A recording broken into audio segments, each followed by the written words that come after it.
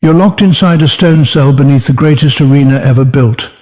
Above your head, 50,000 Romans have just watched your husband die fighting a lion. The crowd is already leaving. Sandals scrape against stone. Torches are being extinguished one by one. The noise fades into a dull echo. Then you hear it, footsteps, slow, heavy, deliberate, getting closer. A shadow stretches across the doorway. A man steps into the light. It's the gladiator who survived today's massacre. His armor is dented. His body is stray with blood that isn't his own. A guard follows behind him, keys clinking softly. The lock turns. The door opens. The gladiator points at you. This isn't a horror movie. This was Tuesday in the Roman Empire. What I'm about to show you is the part of Roman history they don't teach in school. The part that happened after the cheers stopped and the crowds went home. A systematic state-sponsored nightmare that only began when the arena went quiet. This isn't speculation. Roman writers described music it themselves, and the evidence is carved into the walls beneath the Colosseum. Stay with me until the end and you'll never look at ancient Rome the same way again. Hollywood has lied to you about gladiators for decades. Films like Gladiator and Spartacus show blood, honor, rebellion, defiance. They show men dying under the sun, swords raised, crowds roaring. What they don't show is what happened in the hours after the games ended, when the spectacle turned inward, when entertainment became something darker. I'm talking about a system so disturbing that modern historians had to invent a new Latin term to describe it. Victoria carnalis, the carnal victory. The Romans never called it that. To them, it wasn't shocking, it didn't need a name, it was just how things worked. Here's what we know for certain. Roman writers like Martial, Juvenal, and Seneca describe a world where conquered women were stored beneath arenas and distributed as prizes. Not symbolically, literally, handed out like rations to gladiators who fought well. This wasn't the work of rogue individuals or corrupt guards. The Roman state itself ran this system.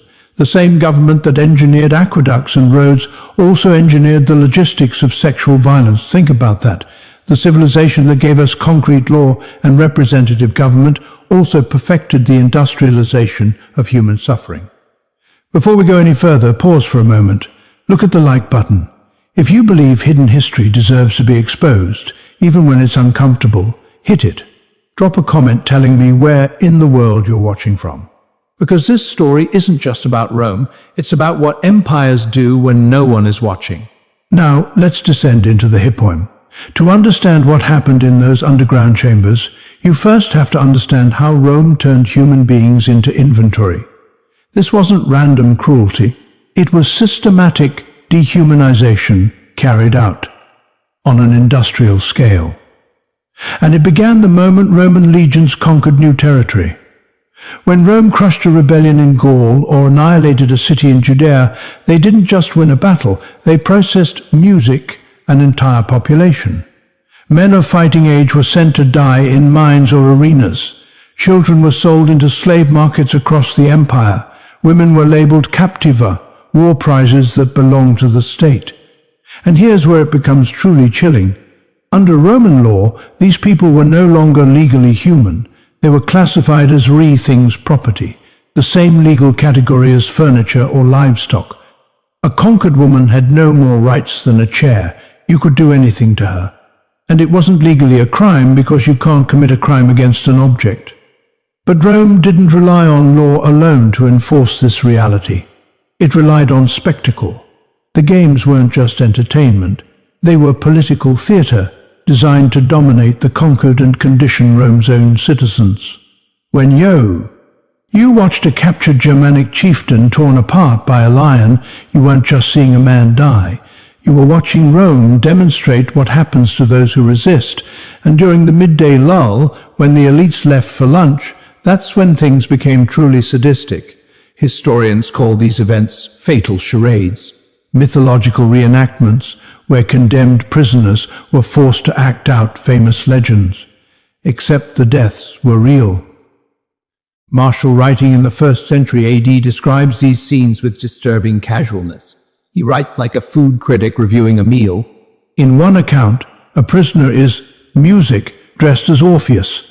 the legendary musician who could charm any creature with his song. He's led into the arena holding a lyre. Then they release a bear. Marshall notes, almost with disappointment, that this time the music didn't work. The bear mauled the man to death, while 50,000 spectators snacked on honeyed dates. In another passage, and I need to warn you, this is deeply disturbing, Marshall describes a woman forced to reenact the myth of Pasiphae, who mated with a sacred bull. For this prisoner, the reenactment meant being publicly assaulted by an animal in front of thousands of people until she died from her injuries. Read that again. The Roman state created a system where human beings were raped to death by animals as lunchtime entertainment. This wasn't the fantasy of a single mad emperor. It went on for decades. Senators brought their children. Vendors sold snacks. Events were advertised on city walls. And Marshall praises it. He writes, "Whatever myth tells, the arena makes real." He meant it as a compliment. This was the environment, the bureaucratic industrial machinery of cruelty that also turned conquered women into rewards for gladiators. Now we need to talk about the men who received those rewards. Gladiators existed in a contradiction Rome never resolved. They were slaves with less legal status than a dog, yet they were celebrities. Their faces appeared, in mosaics. Their names were scratched into walls by adoring fans. Women of the aristocracy were obsessed with them. Graffiti in Pompeii calls one gladiator the sigh of the girls and another the glory of the ladies. Noble women snuck into gladiator barracks, bribing guards for private encounters. One gladiator, Sergius, reportedly had affairs with multiple married patrician women, causing public scandal. Even their sweat was commodified. After fights, gladiators were scraped down, their sweat mixed with olive oil, and sold as an aphrodisiac and beauty treatment. Think about that. Enslaved men owned by the state whose bodily fluids were bottled and sold to the elite. And yet Rome was terrified of them. The Spartacus rebellion of 73 BC haunted the Roman psyche. 78 gladiators escaped, raised an army of 70,000, and nearly destroyed the Republic. For 2 years they crushed legion after legion. When Rome finally won, they crucified 6,000 survivors along the Aeon Way. One body every 40 meters. A 4. Est of crosses, stretching for 200 kilometers. That trauma never faded. Every gladiator holding a sword was a reminder that these men had once come terrifyingly close to burning Rome to the ground. So the question was simple. How do you control incredibly dangerous, highly trained men with every reason to rebel? You reward them carefully, strategically. Extra food, prize money, the promise of freedom after enough victories, and something else. Something the sources mention only in passing, as if it were too obvious to explain, access to conquered women. The documentation is scattered, frustratingly vague. Roman writers don't dwell on it. But when you piece together references from Martial, Juvenal, and later historians, a pattern music emerges. After major games, especially those funded by emperors or powerful senators, victorious gladiators were granted what sources call the privileges of the victor. Modern historians believe this often meant access to female captives held beneath the Aeron. And that's where we're going next. Because the real horror didn't happen on the sand, it happened underground. The process was cold, efficient, almost administrative. After a particularly brutal match, a gladiator who survived and impressed the crowd wouldn't return directly to his barracks. Instead, still wearing his armor, still caked in blood and sand, he would be escorted downward into the Hippo, the vast underground network beneath the arena floor. Oil lamps flickered along the tunnel walls. The air smelled of iron, sweat, and animal waste. They passed cages where lions paced in the dark. Mechanical lifts creaked softly, ready to raise the next spectacle to the surface. This part of the arena was invisible to the crowd above. That was the point.